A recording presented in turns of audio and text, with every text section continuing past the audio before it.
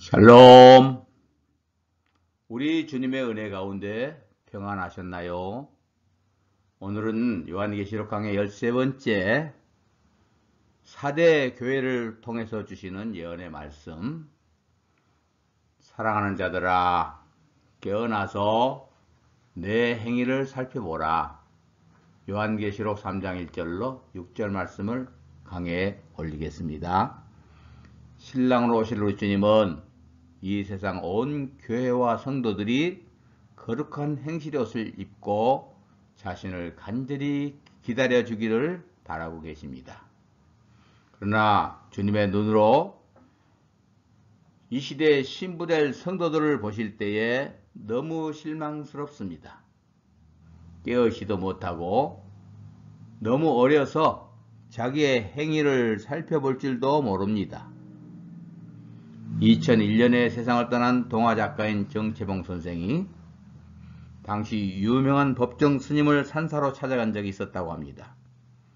무더운 여름이어서 낮잠이나 잤으면 꼭 좋을 그런 날씨였는데 스님이 산사에 계시지 않아서 어디선가 낮잠을 주무시나 생각하고 이리저리 찾았더니 마침 저쪽 언덕길에서 내려오고 계셔서 무엇을 하고 오시느냐고 물었습니다. 스님의 대답이 칼로 대나무를 깎고 있었다라고 대답합니다.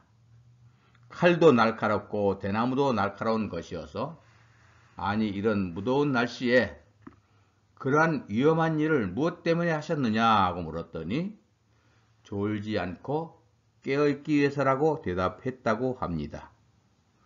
우리가 살아가는 일상에서 깨어있는 생을 산다는 것은 매우 중요한 일이 아닐 수 없습니다. 흔히 깨어있기를 강조하는 대표적인 종교가 불교라고 생각합니다. 그러나 깨어있음은 성경에서도 하나님의 자녀들이 산 믿음을 갖기 위해 무엇보다도 강조되고 있는 단어입니다. 불교에서 깨어있다는 것은 불교의 도, 즉 모든 욕망을 벗어버리고 해탈하기 위해서 날마다 벗기 위해서 최선을 다하는 것이라면 예수님을 믿는 우리가 깨어있다는 것은 주님의 십자가의 은혜를 날마다 덧입으려고 그리고 지금 오시는 우리 주님을 온 마음 다해서 기다리는 그것이 깨어있는 것입니다. 하나님의 마음에 합한 사람 다윗은 사울 왕에게 쫓기는 위기의 인생의 한밤중에 내가 새벽을 깨우리로다 라고 스스로에게 다짐합니다. 시편 57편 8절입니다. 또 다가오는 자신의 십자가에 대한 각성 없이 안일한 제자들에게 예수님께서는 마가복음 14장 34절에 너희는 여기 머물러 깨어있으라 라고 하셨습니다. 이제 오늘 본문을 같이 한번 보겠습니다. 계시록 3장 1절 6절 같이 한번 읽을까요? 사대 교회의 사자에게 편지하기를 하나님의 7영과 7별을 가진 이가 가라사대 내가 내 행위를 아노니 내가 살았다 하는 이름을 가졌으나 죽은 자로다. 너는 일깨워 그 남은 바 죽게 된 것을 굳게 하라. 내 하나님 앞에 내 행위에 온전한 것을 찾지 못하였노니 그러므로 내가 어떻게 받았으며 어떻게 들었는지 생각하고 지키어 회개하라. 일깨지 아니하면 내가 도적같이 이르리니 어느 시에 내게 임할는지 내가 알지 못하리라. 그러나 사대에 그 옷을 더럽히지 아니한 자 몇 명이 내게 있어 흰옷을 입고 나와 함께 다니리니 그들은 합당한 자인 연고라. 이기는 자는 이와 같이 흰옷을 입을 것이요 내가 그 이름을 생명책에서 반드시 흐리지 아니하고 그 이름을 내 아버지 앞과 그 천사들 앞에서 시인하리라. 귀 있는 자는 성령이 교회들에게 하시는 말씀을 들을지어다. 예, 이 사대 교회는 영적으로 죽어가고 있으면서도 아무것도 깨닫지도 못하고 아주 태평하고 멋지게 종교 생활을 잘하고 있는 그런 교회였습니다. 2절에 너는 일깨워 그 남은 바 죽게 된 것을 굳게 하라. 내 하나님 앞에 내 행위에 온전한 것을 찾지 못하였노니. 깨워야 한다. 너는 일깨워 깨라. 그리고 그 남은 바 죽게 된 것을 굳게 하고 내 하나님 앞에 내 행위를 살펴보라. 라고 당부하고 계십니다. 그 남은 바라는 말은 아직은 죽지 않고 살아남은 성도들 마저도 죽지 않도록 굳게 붙잡아 주라고 당부하시는 말씀입니다. 내 행위의 온전함을 찾지 못했다. 이 말은 불꽃 같은 주님의 눈으로 살펴보니 하나님의 말씀대로 살지 않고 뭐다 자기 소견대로 살아가기 때문에 곧 오셔서 심판하시겠다는 경고의 말씀입니다. 현대 교회들이 은혜의 복음만을 강조하다 보니까 행위는 구원과 상관이 없다고 강조합니다. 그래서 마음으로만 믿었고 입으로 믿습니다 라고 시인하면 구원받았다는 자부심만을 갖고 있습니다. 믿음으로 태어난 것은 맞는 말입니다. 그러나 정말의 믿음은 행위의 온전함으로 열매가 나타나야 합니다. 성경이 가르쳐준 모든 말씀을 가슴에 품고 늘 기도하며 변화되어야 합니다. 바리새인들처럼 자기가 좋아하는 말씀만 기억하고 나머지 모든 말씀을 무시하면 결과는 주님을 다시 십자가에 못 박는 악인들이 됩니다. 특히 마지막 때의 말씀 요한계시록을 무시하면 주님 만날 수 없습니다. 이제는 세상의 안일한 잠에서 깨어나서 나 자신을 살펴보아야 할 때입니다. 우리 목사님들, 성도님들 이제는요 젖을 떼고 단단한 음식을 먹고 신부단장하면서 신랑 예수를 기다려야 할 때입니다. 구약의 이삭이 젖대는 날에 큰 잔치를 베풀었다고 창세기 21장 8절에 소개하고 있습니다. 거기 보니까 아이가 자라매 젖을 떼고 이삭의 젖을 떼는 날에 아브라함이 대언을 배설하였더라 그랬습니다. 이제는 우리도 젖을 떼고 이제 젖대는 잔치를 하시고 단단한 양식을 먹고 주님을 기다리는 신부의 수업을 받아야 될 줄로 믿습니다.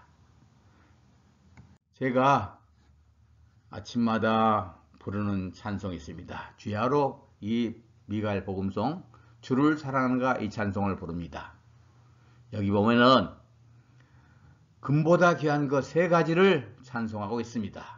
1절을 제가 무반주로 한번 불러보겠습니다. 손에 있는 부귀보다 주를 더 사랑하는가 이슬 같은 목숨보다 주를 더 사랑하는가 사랑의 빛 잃어가면 주님 만날 수 없어 헛된 영화 바라보면 사랑할 수도 없어 잠시 머물 이 세상은 헛된 것들 뿐이니 주를 사랑하는 마음 금보다도 귀하다. 2절 끝에는 주를 찬양하는 마음 금보다 귀하다. 3절 끝에는 주를 맞을 준비함이 금보다 귀하다 그랬습니다. 그렇습니다. 주를 사랑하는 마음, 날마다 온 마음 다해 주를 사랑하는 그 마음, 많은 재산보다 귀하고 귀합니다. 날마다 주를 찬양하고 싶은 마음, 금보다 귀한 보배입니다. 날마다 주를 맞이하기 위한 준비, 금보다 귀한 것입니다. 이제는 깨어나서 우리 자신들의 행위를 살펴보고 신랑 예수를 간절히 기다릴 때입니다. 이것이 천하를 준 것보다 더 귀한 것입니다. 어린아이가 어머니에 태어난 순간은 악의 행위는 아무것도 없습니다. 생사를 걸고 아기를 낳은 어머니의 수고로, 부모의 수고로 태어납니다. 그러나 성장되는 과정에서는 부모가 말씀하시는 대로 행하여야 되며 행하며 자라나야 죽지 않고 살 수 있습니다. 어린 자식이 부모의 말을 무시하고 자기 마음대로 아무 것이나 주워 먹고 마음대로 행동하면 병이 들거나 사고가 나서 죽게 될 것입니다. 영적 성장도 마찬가지입니다. 주님의 말씀을 듣고 온전히 행하며 살아갈 때 온전히 자라납니다. 종말의 믿음은 성장된 신부들의 믿음이라야 결혼할 수 있기 때문에 온전한 행위가 수반되는 믿음이라야 신랑 되는 예수님을 만날 수 있습니다. 사대교회는 소아시아 7교회 중 5번째인 교회인데 살아있는 것 같은데 행위가 없어서 죽은 교회였습니다. 믿음은 말로는 믿으면 살아있는 것 같습니다. 그러나 행위의 열매가 나타나지 않습니다. 오늘 이 시대의 이 사대교회를 통해서 우리의 교회를 비교해보고 산 교회가 되어야 할 것입니다. 그러면 이 사대교회 모든 것을 다시 한번 살펴보겠습니다. 이름의 뜻은 피 묻은 자, 순교자입니다. 소수의 순교자가 그래도 남아있었습니다. 남은 자, 신앙의 정조를 지키면서 끝까지 남은 자를 말합니다. 시대적으로 본 이 사대교회는 12세기부터 15세기까지 로마 캐토릭이 극도로 타락하여 면죄부를 팔아먹던 시대를 예언하고 있습니다. 영적으로 아주 어둡고 험악한 시대에도 소수의 무리들 속에 성령님이 함께 하셨습니다. 그래서 그 시대에 마틴 루터를 비롯하여 몇몇 종교개혁자들이 일어나서 생명 바쳐 종교개혁을 했던 것입니다. 당시 그들의 종교개혁은 순교적인 신앙이요 신앙의 정조를 더럽히지 않는 흰옷 입은 사람들이었습니다. 이 사대교회 형편은 두아디라에서 남쪽으로 30마일 정도 떨어진 곳에 위치한 도시였는데 AD 17년에 대지진으로 폐허가 되었다가 재건되었는데 사치와 음란으로 유명한 도시였습니다. 대지진 후에 로마의 황제 티베리우스의 명령에 의해서 재건된 도시였는데 여전히 재건된 다음에도 옛날처럼 사치와 음란으로 병든 도시가 되었습니다. 이런 환경 속에서 사대교회가 어떻게 건전하게 존립할 수 있게 되겠습니까? 그러나 사대의 사람들은 놀기를 좋아하고 춤을 좋아하고 악기를 잘 다루는 낙천주의자들이었습니다. 그러니 살아있으나 죽은 자와 마찬가지입니다. 디모데 전서 5장 6절에 일락을 좋아하는 이는 살았으나 죽었느니라 그랬습니다. 이 사대교회에 나타난 주님의 모습을 보면은 1절에 사대교회 사자에게 편지하기를 하나님의 7영과 7별을 가진 이가 가라사대 내 행위를 아노니 내가 살았다는 이름은 가졌으나 죽은 자로다 그랬습니다. 여기 사자에게 편지하지요. 계시록 1장 20절에 보면 7별은요 7교회 사자 곧 지도자로 되어 있습니다.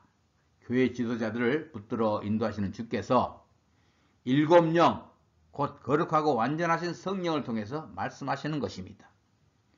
교회의 운명은 단순히 인간적인 지도자들에게 맡겨진 것이 아니라 주님 자신에 의해서 성령으로 인도될 것을 말씀하고 계신 것입니다. 소아시아 7교회 중 다른 어떤 교회보다 주님의 간섭이 필요한 상태에 있음을 보여주는 것입니다.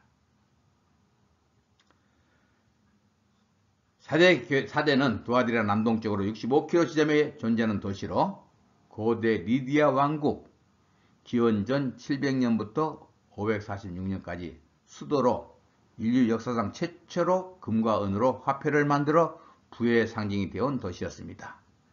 역사가 헤로도투스는 78개의 기둥으로 이루어진 거대한 아르테미스 신전을 중심으로 이 도시에는 연회와 오락, 축제가 끊임없이 있었다고 기록하고 있습니다. 이러한 사치한 이 도시의 세속성은 우리 그리스도인들이 순수한 믿음조차도 급속하게 세속화시키고 있었던 것입니다. 세상을 변화시켜야 될 교회가 오히려 세상의 영향을 받아서 세상의 권력과 재물을 소망으로 착각하기 시작한 것입니다. 그래서 이 교회는 살았다는 이름을 가졌으나 죽은 교회였습니다. 오직 이 교회는 외형적으로 볼 때는 화려한 건물이 있고 교리가 있고 의식이 있고 성도들이 많은 교회였으며 열심히 모여서 예배도 드리고 의식도 행하고 고행의 길도 걸어가고 있었으므로 살아 움직이는 교회같이 보였습니다. 그러나 내면적으로 보면 생명력이 없는 죽은 교회였습니다. 셋째로 사대교회 주시는 주님의 권면입니다. 2절이지요. 너는 일깨워 그 남은 바 죽게 된 것을 굳게하라. 내 하나님 앞에 내 행위에 온전한 것을 찾지 못하였노니 그랬습니다. 남은 바 죽게 된 것을 굳게하라. 이 사대교회가 완전히 다 죽어버린 것은 아니었습니다. 그 중에서도 소수의 무리들이 신앙의 절개를 지키면서 산 순교자가 되어 온갖 고난과 희생 속에서 존재하고 있었습니다. 그 남은 바 죽게 된 것을 굳게하라는 말씀은 모든 성도들 중에 소수의 산 순교자를 따라 다시 시작하라는 사랑의 권면입니다. 그러나 주님의 이러한 권면을 받아들일 수 있는 사람이 얼마나 될까요? 온전한 행위를 찾지 못했다고 하는 의미는 믿는 자라 해서 모든 행위가 온전해질 수 없다는 것이죠. 주님이 온전한 행위를 말씀하시는 것은 하나님의 모든 말씀을 깨닫고 하나하나 날마다 순종해 나가는 것을 말하는 것입니다. 사치와 일락으로 죽어버린 사람들에게 어떻게 완전한 행위를 요구할 수 있을까요? 행위가 없는 신앙은 죽은 신앙입니다. 야고보서 2장 26절에 그랬죠? 2장 26절에 영혼 없는 몸이 죽은 것 같이 행함이 없는 믿음은 죽은 것이니라. 이 교회에 주님이 주시는 권면의 말씀을 보겠습니다. 그러므로 내가 어떻게 받았으며 어떻게 들었는지 생각하고 지켜 회개하라. 만일 일깨지 아니하면 내가 도적같이 이르리니 어느 시에 내게 임할는지 내가 알지 못하리라 그랬습니다. 어떻게 받았는지 생각해보라. 사도들이 복음을 전할 때는 가난과 위험과 핍박과 죽음을 무릅쓰고 복음을 전했습니다. 우리는 고린도후서 11장 23절 28절을 참고해보면 알 수 있습니다. 이러한 사도들에게 복음을 듣고 믿게 된 당시의 뜨거웠던 열심과 영적 체험과 사랑의 기쁨을 다시 생각하여 회개하라는 말씀입니다. 도적같이 이른다. 회개하지 않으면 도적같이 이른다. 이 경고는 사대교회만 받게 된 것은 아닙니다. 깨어있지 않으면 멸망이 갑자기 임하는 법입니다. 도적같이 오신다는 것은 신앙에 잠든 상태에 있는 사람들에게 항상 주시는 말씀입니다. 너무너무 잘하는 말씀이죠. 믿는다면서도 세상 재미에 도취되고 사치와 자기 욕심에 빠져서 진리의 각성을 받지 못하면 구원을 받을 기회가 다시 없는 징벌을 말하고 있습니다. 사치와 연락의 도시 폼페이가 베스비어스 화산의 폭발로 순식간에 멸망하듯 사대도 지진으로 망했던 역사가 있습니다. 그럼에도 정신을 못 차리는 사대와 같이 현대에도 마찬가지가 되었습니다. 이 교회 칭찬이 있습니다. 4절 말씀, 그러나 사대에 그 옷을 더럽히지 아니한 자 몇이 있어 내게 있어 흰옷을 입고 나와 함께 다니리니 그들은 합당한 자인 연고라.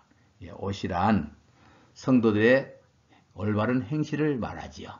계시록 19장 8절에 그에게 허락하사 빛나고 깨끗한 세마포를 입게 하셨은즉 이 세마포는 성도들의 옳은 행실이로다 하더라. 우리들의 옳은 행실. 또 계시록 7장 9절에 보면 일 후에 내가 보니 각 나라와 족속과 백성과 방언에서 능히 아무나도 셀 수 없는 큰 무리가 흰옷을 입고 손에 정려가지를 들고 보좌 앞에 어린 양 앞에 서서, 구원받은 큰 무리들이 흰옷을 입고 정려가지를 흔들고 하나님 앞에 서 있습니다. 이 교회에 약속이 있네요. 이기는 자에게는 다 약속을 주시죠. 5절 말씀, 6절 말씀, 이기는 자는 이와 같이 흰옷을 입을 것이요 내가 그 이름을 생명책에서 반드시 흐리지 아니하고 그 이름을 내 아버지 앞과 그 천사 앞에서 시인하리라. 귀 있는 자는 성령이 교회들에게 하시는 말씀을 들을지어다. 이기는 자의 흰옷, 이것은 하나님도 흰옷을 입으시죠. 다니엘서 7장 9절, 예수님도 흰옷을 입으셨습니다. 변화산에서 예수님의 옷을 봤더니 찬란한 빛나는 흰옷을 입었습니다. 천사들이 흰옷을 입습니다. 마태복음 28장 3절로, 또한 계시록 19장 4절. 이 옷은 우리 구원받은 성도들이 입는 그냥 천으로 만들어진 옷이 아니라 빛으로 만들어진 옷입니다. 천국에서는 다 해같이 빛난다고 그랬습니다. 이기는 자는 이 흰옷을 다 입을 것이고 생명책에서 그 이름을 흐리지 않는다고 그랬습니다. 여러분, 생명책은 무슨 책일까요? 그 옛날 대제사장의 가슴속에는 이스라엘 12지파 이름이 보석에 새겨져 있었죠. 대제사장이신 우리 주님의 가슴에 우리 이름이 새겨져 있는데 주님의 관심 속에서 사라져버리는 이름들이 있다 그 말입니다. 그렇습니다. 우리 주님의 살아있는 생명책, 우리 주님의 가슴에서 우리의 모든 관심이 사라져버리면 우리의 이름은 흐려져 버리고 맙니다. 그러므로 산 믿음을 가지고 주님을 따라야 주님의 영원한 관심 속에서 그 이름이 사라지지 않게 된다는 것을 명심해야 합니다. 그 이름을 시인해 준다 그랬습니다. 예수를 주로 믿고 시인하고 따르는 자들은 예수님께서도 하나님 아버지와 천사들 앞에서 시인해 주신다는 것은 당연한 일입니다. 그러나 믿는다 하면서도 주님의 뜻대로 살아가지 않는 사람들은 부인을 당하게 되는 것 역시 당연한 일입니다. 부인을 당하게 되는 것은 지옥 형벌에 들어간 것을 말하고 있으니 정신 차려야 될 것입니다. 마지막으로 현대 교회를 마케팅의 방식으로 진단하여 연구한 학자 중에 조지 바나라는 분이 있습니다. 그가 쓴 책 중에 주전자 속의 개구리라는 책에서 이렇게 말했습니다. 주전자 속에 미지근한 물을 넣고 개구리를 집어넣은 다음 서서히 열을 가하면 개구리는 자기가 죽는 것도 모르고 기분 좋게 천천히 죽어간다. 그가 이런 이야기를 한 이유는 오늘의 교회가 바로 이런 처지에 처해 있다는 것을 경계하기 위해서입니다. 그러면 오늘 우리는 어떠한가요? 내가 죽어가고 있는 줄도 모르고 기분 좋게 죽어가는 개구리. 그것이 우리의 모습이 아닌지 모르겠습니다. 깊이 생각해 보시고 우리의 영혼이 깨어납시다. 그리고 나의 행위가 주님의 말씀대로 살아가고 있는지 날마다 살펴보아야 합니다. 마지막 심판대 앞에서 신자들은 많으나, 초청받은 신자들은 많으나 참으로 신부된 사람은 소수에 불과하다고 주님이 말씀하셨죠. 이 말씀들 그냥 흘려듣지 마시고 마음 깊이 들으셔서 하루하루 살아갑시다. 사랑합니다. 감사합니다.